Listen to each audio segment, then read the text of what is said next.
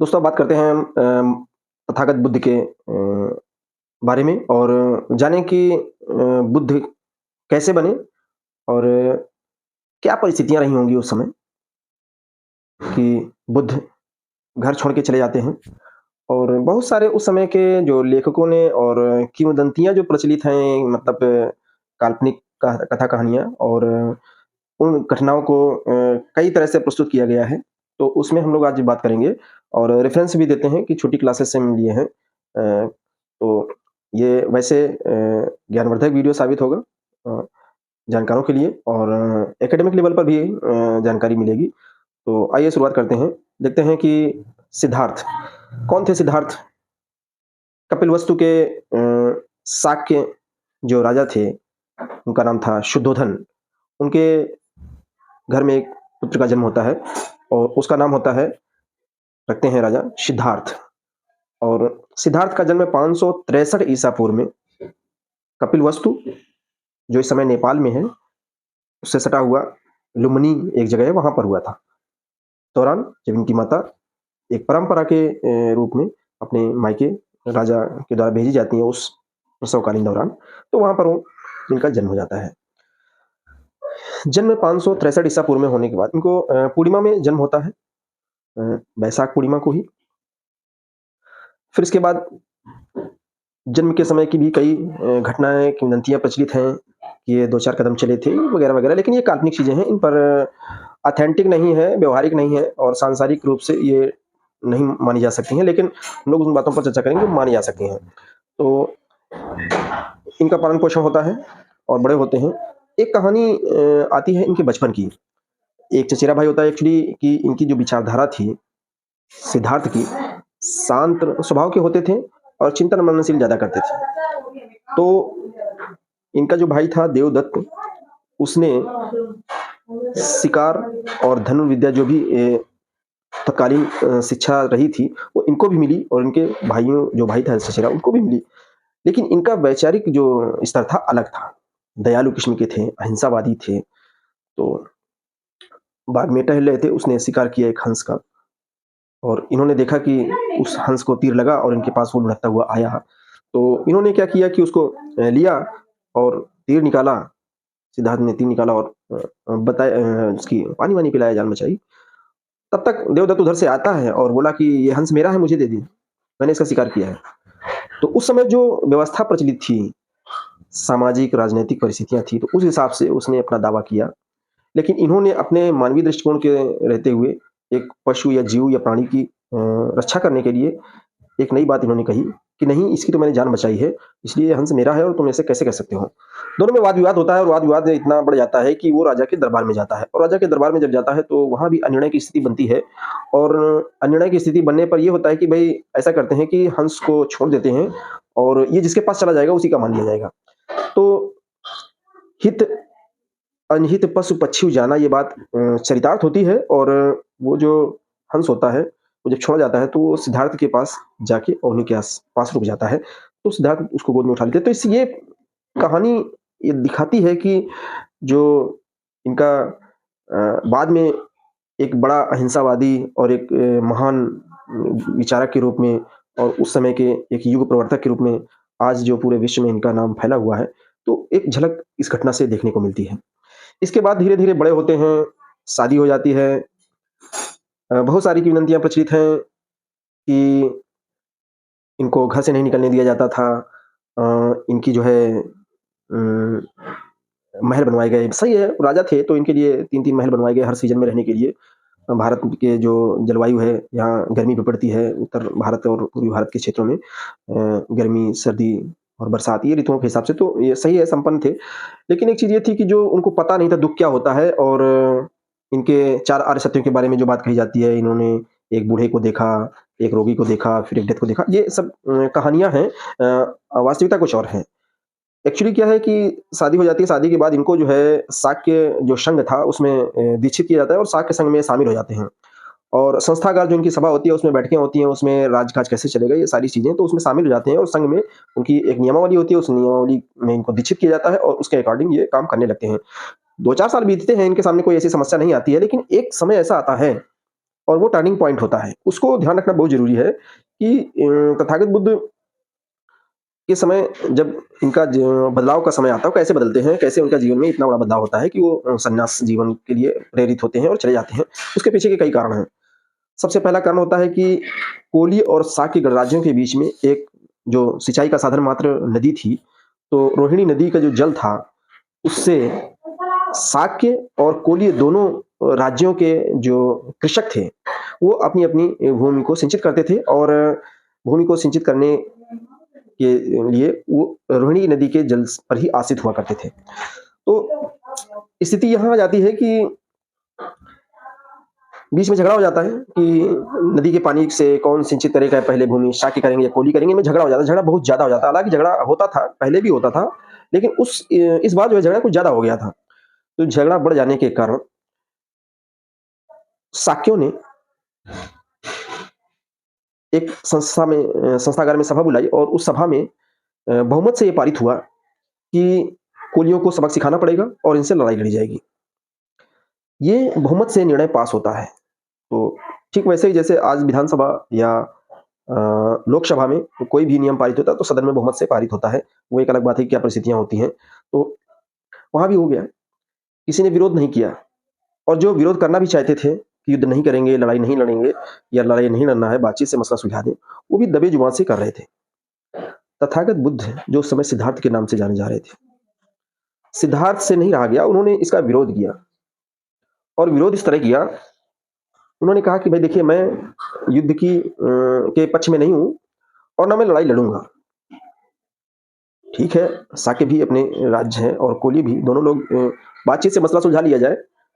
तो जो संस्थागार का जो अध्यक्ष होता है, वो बोला कि देखिए ऐसा है, ये जो सभा है बहुमत से निर्णय लिया गया है और संघ का जो निर्णय होता है वो सर्वमान्य होता है। अब आप अगर संघ के साथ हैं, तो पहली बात तो या तो आप संघ में की शर्तों को मान लीजिए और युद्ध में शामिल हो जाइए और नहीं तो संघ जो सजा देगा, जो निर्णय करेगा, उसके लिए आप दंड पात्र हैं। तो ऐसा जनमत कहता है उनको कि आप दंड के पात्र हैं। तो ये परिस्थिति आ जाती है। तो तथागत बुद्ध उस समय कहते हैं भाई देखिए, सजा उनको बोलते हैं कि मैं युद्ध में तो शामिल नहीं होऊँगा। तो जब युद्ध में शामिल ना होने का उन्होंने वचन दिया, तो उनको 3 सजाएँ देने का ऑफर मिला एक तरह से कि आप 3 में से कोई भी एक सजा चुन सकते हैं। नंबर 1 आपको अ परिवार के आपके परिवार का बहिष्कार कर दिया जाए। दूसरा, या तो आपको मृत्युदंड दिया जाए और तीसरा, या आप जो है खुद ही घर और परिवार सब छोड़ के सन्यास के लिए निकल जाएँ, चले जाएँ यहाँ से। तो अभी 3 समस्याएँ उनके सामने होती हैं कि लड़ाई नहीं करना है उनको। अब इन 3 चीज़ों पर उन्होंने ध्यान लगाया कि मैं क्या करूँ? उन्होंने उचित क्या समझा कि मेरे लिए क्या रहेगा? तो सबसे पहली बात तो उन्होंने ये समझा कि परिवार का मेरे बहिष्कार ना करो। ये सिद्धार्थ ने अपना जो है व्यक्तिगत डिसीज़न दिया कि मैं संघ के विरुद्ध में गया हूँ और इसके लिए मैं ही दंड भोगूँगा। मेरे पूरे परिवार को मेरी वज़ह से दंड क्यों मिले? तो उन्होंने एक बात ये कही कि परिवार को बहिष्कार करने की कोई ज़रूरत नहीं है। दूसरी बात उन्होंने कही कि मृत्युदंड भी देने से कोई मतलब नहीं है, मृत्युदंड मत दीजिए, मैं देश निकाला दे दीजिए और मैं चला जाऊँगा। ये जो स्थिति बनती है, फिर वो जाते हैं उनकी पत्नी जो यशोधरा होती हैं, उनसे भी बात करते हैं, उनको बताते हैं, उनका पुत्र राहुल भी होता है। तो ये सब बातें होती हैं, माहौल बहुत करुणामयी हो जाता है और सभी दुखी हो जाते हैं, पिता भी उनके दुखी हो जाते हैं, सब लोग हैं। लेकिन वो फिर सन्यास के लिए निकल जाते हैं और सहर्ष तो नहीं कह सकते हैं, लेकिन उन्होंने अपनी अपनी खुशी से ये डिसीज़न लिया था और पूर्ण समझ के साथ डिसीज़न लिया था और इस तरह वो देश निकाला चले जाते हैं। बहुत से लोग ऐसे थे जो उनके पक्ष में थे और दुखी भी हुए, ये बात और है। फिर समय बीता और सिद्धार्थ बाहर चले गए और बाहर जाने के बाद जब वो कुछ दिन बाद वो शाक्य और कोलियों के बीच जो युद्ध हुआ, वो भी नहीं होता है। घोषणा हो गई थी लेकिन युद्ध नहीं होता है, टल जाता है। ये संदेशा बाहर जब वो निकल जाते हैं, देश छोड़ के चले जाते हैं, राज्य छोड़ के चले जाते हैं, अपना घर-परिवार सब, तो उनको सिद्धार्थ को मालूम हो जाता है। लेकिन फिर वो डिसाइड करते हैं, दुविधा उनके अंदर आती है कि क्या सही है, क्या करूँ, क्या ना करूँ? तो वो ये छोड़ के जाने के लिए तैयार नहीं होते हैं और वो फिर वहीं बाहर ही निकल जाते हैं और उन्होंने जो है निश्चय किया होता है और फिर जाके उनकी ये यात्रा शुरू होती है। 5 से 6 साल तक कठिन तपस्या करते हैं। जो भी उनके आस-पास गुरु दिखाई पड़ते हैं, ऋषि-मुनि मिलते हैं, उनसे वो जो कुछ हो सकता है, जो मिल सकता था, वो सीखते हैं और प्रयास करते चले जाते हैं। इसके बाद जब उनको बोधि प्राप्त होने से पहले उनके 2-3 साथी और थे।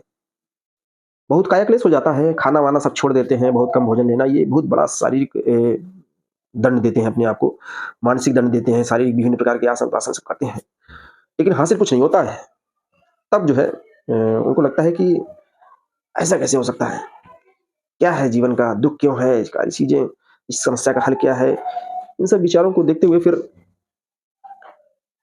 भूखे थे, चलना मुश्किल हो गया था, चल नहीं पाते थे। ऐसे ही तो एक बार ये निरंजना नदी के तट पर बैठे हुए थे और वहाँ पर सुजाता एक थी महिला, उसने माना होगा, अपना मनौती मानी हो गई, तो उसने खीर चढ़ाई और इन्होंने खीर खाई, तो वहाँ से इनको थोड़ी ताकत मिली और फिर इनको ये समझ आया। सुजाता ने भी इनको कुछ कहे कि वीणा के तार, इतने एक कहावत कही कि सर्जर, जब इनका शरीर देखा कि जर्जर हो गया है और जर्जर स्थिति में चल नहीं पा रहे हैं, तो जब चल नहीं पा रहे हैं तो इनको लगा कि अब क्या करना चाहिए, तो उन्होंने इनको बोला कि वीणा के तार इतने टाइट भी ना करो, तार, वीणा के जो तार है इतने टाइट भी ना कर दो कि वो टूट जाएँ और इतने ढीले भी ना रहें कि स्वर भी ना सही से निकल पाए, बज भी ना पाए। तो इस तरह की कहावतें और बातों से पता चलता है कि इनको ये आभास हुआ। फिर वहाँ से इन्होंने अपना मार्ग बदला और संकल्प वही रहे, लेकिन इन्होंने मार्ग बदला। मध्यम मार्ग वहाँ से अपनाया इन्होंने और फिर वहाँ से ये गया की ओर, जो आज जो बोध गया कहते हैं, बोधि प्राप्त हुआ जहाँ पर, तो वहाँ के लिए निकलते हैं और वहाँ फिर लगभग गया में बोधि वृक्ष के नीचे बैठकर और लगभग 49 दिन तक लंबी साधना के बाद इनको ज्ञान की प्राप्ति होती है।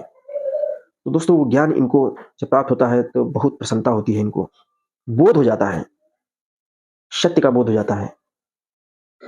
ऐसा सत्य जिनको जब बोध होता है, तो फिर प्रसन्नता आती है इनको, खजाना मिल जाता है और फिर ये जब किसी को खजाना मिल जाता है तो वो फिर सोचता है कि मुझे तो मिल गया है, मैं दूसरों को बाँटूँ। तो इस तरह से इनका जो शुरुआत से लेके और बोधि प्राप्ति तक इनका ये होता है। और बोधि में इनको मिलता क्या है? इन्होंने 4 अपनी शिक्षाओं को 4 आर्य सत्य में बताई। पहला, संसार में दुःख है, पूरा संसार दुःखमय है। वास्तव में हर व्यक्ति दुखी है। और दूसरी बात इन्होंने दुःख का कारण है, दुःख का कारण है। और तीसरी बात इनका दुःख का कारण है तो दुःख का निवारण भी है। और दुःख का निवारण के लिए इन्होंने अष्टांगिक मार्ग बताया। इन्होंने अपनी शिक्षाओं में अष्टांगिक मार्ग, त्रिशरण, पंचशील, ये सारी चीज़ों का को शामिल किया और उनमें इन्होंने अहिंसा का, प्राणी की अकारण हत्या न करना। ऐसा तो नहीं है कि कोई हमको मारने आएगा हम नहीं मारेंगे, नहीं। इनकी शिक्षाओं में शामिल है कि हम अकारण, बिना किसी कारण के हम प्राणी हिंसा नहीं करेंगे। पाणातिपाता वेरमणि शिखापदं समादयामि, ये कहता है पाली का जो ये लाइनें हैं उद्धृत करती हैं, पाणातिपाता वेरमणि शिखापदं समादयामि, यानी मैं किसी कारण के बिना प्राणी हिंसा नहीं करूंगा। अदिन दाना वेरमणि शिखापदं समादयामि, ये पाली की।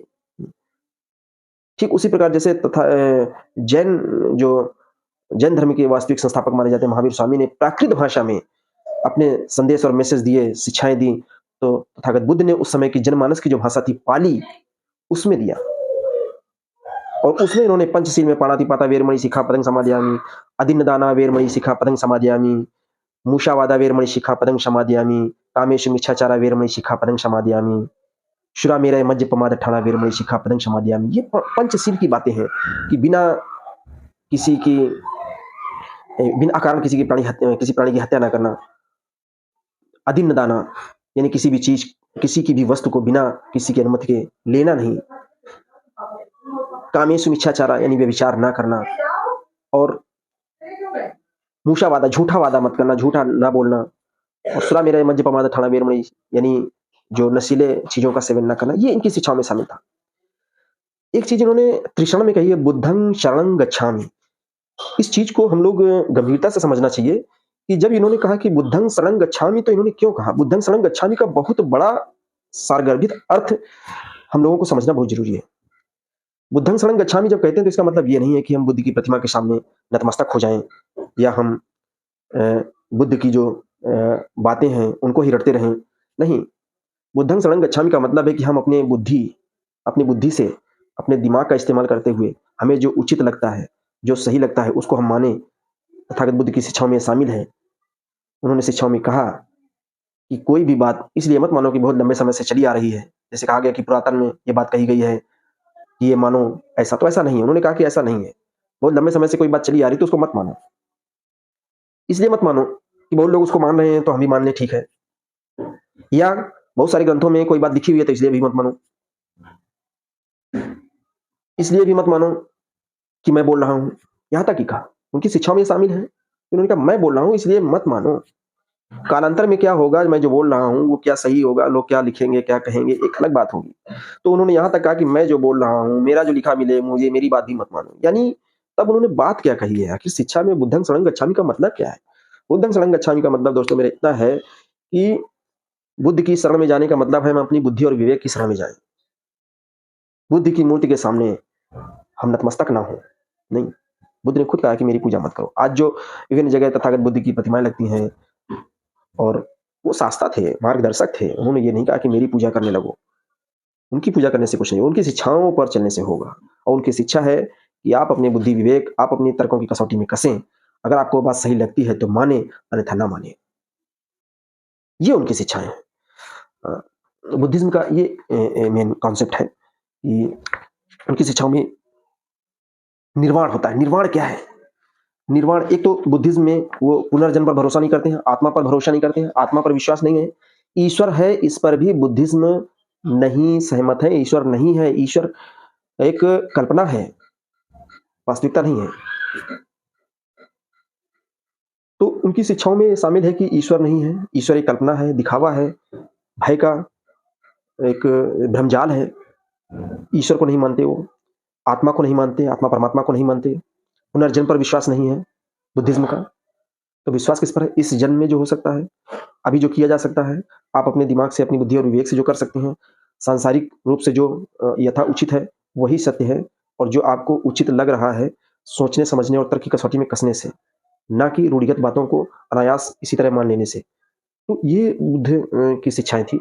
और बुद्धिज़्म में हम बात करते हैं, अष्टांगिक मार्ग दिए हैं। जीवन को सुचारू रूप से चलाने के लिए सही सोच होना, सही बात और कार्य करना, सत्य बोलना, अच्छा कार्य करना, अच्छे कार्य द्वारा जीविका अर्जित करना, मानसिक और नैतिक उन्नति के लिए प्रयास करना, अपने कार्य व्यवहार पर हमेशा नज़र रखना, ज्ञान प्राप्ति के लिए ध्यान केंद्रित करना। तो इस प्रकार इनकी जो शिक्षाएँ हैं, वो लोगों को प्रभावित करती हैं।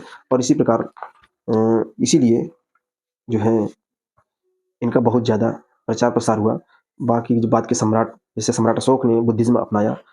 इनके जो शिक्षा के केंद्र हैं जैसे तक्षशिला, विक्रमशिला, तिलाहड़ा, नालंदा, ये उच्च शिक्षा के केंद्र थे। और इसी समय विश्व गुरु था भारत। जो विश्व गुरु का आज जो डंका बज रहा है, लोग कहते हैं विश्व गुरु थे, तो उसी समय विश्व गुरु थे। 3 चीज़ें खास थी इनकी। नंबर 1, इनका जन्म होता है वैशाख पूर्णिमा को। इनको बोधि यानी ज्ञान की भी प्राप्ति वैशाख पूर्णिमा को होती है। और इनका परिनिर्वाण कुशीनगर में, जो उस समय कुशीनारा कहा जाता था, 483 ईसा पूर्व या 484 ईसा पूर्व, दोनों में कोई एक है। वैसे 483 ईसा पूर्व ज़्यादा उचित प्रतीत होती है। तो 480 वर्ष की अवस्था में इनको निर्वाण की प्राप्ति होती है, महापरिनिर्वाण। और इनके महापरिनिर्वाण के बाद इनकी जो शिक्षाएँ हैं, वो त्रिपिटक, जिनको बड़े-बड़े, बहुत सारे बड़े ग्रंथ हैं, त्रिपिटक में संकलित किया गया। जिसमें पहला है विनय पिटक, शुद्ध पिटक, अभिधम्म पिटक। ये त्रिपिटक में शिक्षाओं को संकलित करके बहुत बड़ी इनकी विरासत रही शिक्षा की। और इसने जो है पूरे विश्व में सभी लोगों को बहुत ही प्रसारित किया, लोगों को लाभान्वित किया। हालाँकि भारत में इनकी स्थिति बहुत ज़्यादा बाद में अच्छी नहीं रही, क्योंकि जो अनुगामी रहे, उनका कई कारणों से उनके साथ दुर्व्यवहार हुआ और इनकी शिक्षाएँ प्रभावित हुईं, बाधित हुईं। लेकिन आस-पास के जो दक्षिण पूर्वी एशियाई देशों में, जैसे चाइना है, इंडोनेशिया, जकार्ता, सुमात्रा, इन सब देशों ने, जापान वगैरह ने इनकी विरासत को सँभाल के रखा। बर्मा है, थाईलैंड है, इन लोग, श्रीलंका है, जहाँ पर सम्राट अशोक ने तो अपने महेंद्र पुत्र और पुत्री संघमित्रा को धम्म प्रचार के लिए भेजा था। तो पाली भाषा में जो धम्म है, वही धम्म जो उस समय का शब्द था, धम्म का मतलब आज का जो हिंदू धर्म कहते हैं, बौद्ध धर्म कहते हैं, जैन धर्म कहते हैं, वो धर्म नहीं था। धर्म था चीज़ों का, वस्तुओं का जो व्यक्तिगत गुण था, वो धर्म था, वो धम्म था। तो दोस्तों ये बुद्ध के जो पूर्व जन्म के विषय में जातक कथाओं में जो जातक कथाओं के बारे में आज जो क्या कहते हैं वो पंचतंत्र की जो कहानियाँ प्रचलित हैं, वो पंचतंत्र की कहानियाँ ही जातक कथाओं की कहानियाँ हैं। तो दोस्तों कुछ ज़रूर इसमें हेर-फेर कल्चरल हेर-फेर हुआ है, जिस वजह से वास्तविक चीज़ें धूमिल हुई हैं और इस प्रकार जो है हम बौद्ध जो धम्म है उसकी बातें और हाँ, बौद्ध धर्म बाद में हालाँकि मुख्य पहले 2 शाखाओं में विभाजित हुआ, हीनयान और महायान। लेकिन हीनयान, महायान के बाद भी कई वज्रयान, तंत्रयान बहुत शाखाएँ प्रचलित हुईं। तो वो सब बात की बात हम करेंगे। इसके साथ ही हम वीडियो समाप्त करते हैं और मैंने काफ़ी चीज़ें कोशिश की कवर करने की, लेकिन इसमें बहुत सारी चीज़ें छूट गई होंगी। तो हम नेक्स्ट वीडियो में मिलेंगे। धन्यवाद।